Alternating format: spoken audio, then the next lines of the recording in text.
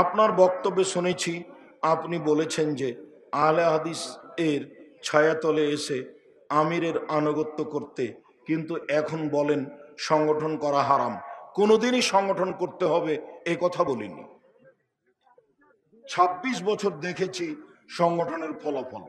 তুমি এই কথা বলে আমাকে কি বলতে চাচ্ছ? তুমি কি বেশি ভালোবাসা দেখাতে চাচ্ছ? তুমি কি কোরআন হাদিস বেশি বুঝে এটা দেখাতে চাচ্ছ? তোমার ভিতরে হিংসা আছে, তোমার হিংসার প্রমাণ এটা। মরলেই জাহান্নাম, তোবা করো, ফিরে আসো এখান থেকে। আমি দুই চোখে হিংসা দেখেছি 18 বছর। সালাতের সঠিক নিয়ম জানতে সালাতুর রাসূল সাল্লাল্লাহু আলাইহি সাল্লাম বইটি পড়া যাবে কি? পড়েন, ভালো হবে। আপনাকে ভেওর কনিয়াটির আহলে হাদিস মসজিদের মাহফিলে আনতে চাই। চলো ডাকো দেখি কখন ব্যবস্থা করছো। মুচি দিয়ে ডাকলে চলে যাও। তুমি চিনতে পারো নি, আরো চিনো। তুমি আসো তো দেখি, তোমার নেতাকে নিয়ে আসো তো দেখি। বোকা ছেলে, তোমার মধ্যে গোবর আছে। চ্যালেঞ্জ করলাম তোমার সাথে, তোমার বাপের সাথে, তোমার বংশের সাথে। তুমি নিয়ে আসো দেখি আমার সম্মেলনে। আর তুমি আমাকে এখন ডাকো, আমি চলে যাব। তোমাকে ডাকতে পারো, তোমার নেতাকে বলতে হবে না। মুচিকে দে বলিও, মুচিকে দিয়ে ফোনে বলে দিও, মুচিকে দিয়ে আব্দুর রাজাক সাহেব আসেন আমাদের সম্মেলনে। আমি দেখবো মঞ্চে উপস্থিত হয়ে গেছি। তুমি কি বুঝো? তুমি মানুষের বিরুদ্ধে কথা বলো, তোমার মাথায় গোবর আছে, সবখানি গোবর। তুমি আমাকে নিয়ে চলো না, খালি ডাকো না মুচি দিয়ে। আর তোমাকে ডাকছি, দেখে আসে। তোমার বাপ পারবে না। আমি খুব ভালোভাবে চিনি, 18 বছরের অভিজ্ঞতা আছে। প্রসাব করার পর ফোটা ফোটা প্রসাব প্যান্টে পড়লে করণীয় কি? লাগুক, প্যান্ট ভিজে যাক।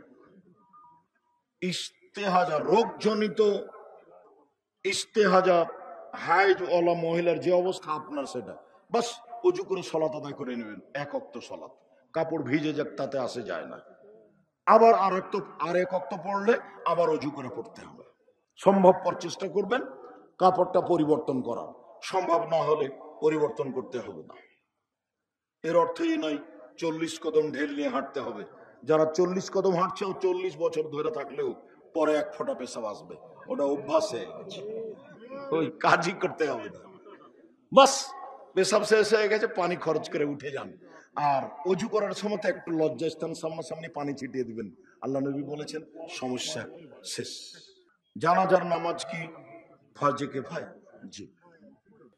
আপনি যে প্রতিষ্ঠানগুলো চালান সেখানে নাকি প্রতি মাসে 30 লক্ষ টাকা, তার চেয়েও বেশি টাকা খরচ হয়।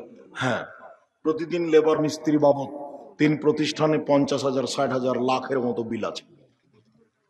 তুমি কি আর কিছু বলতে চাচ্ছ? তুমি দেও না, চলে তুমি একটু তদন্ত করে দেখো, তোমার ভিতরে হিংসা যেন না থাকে।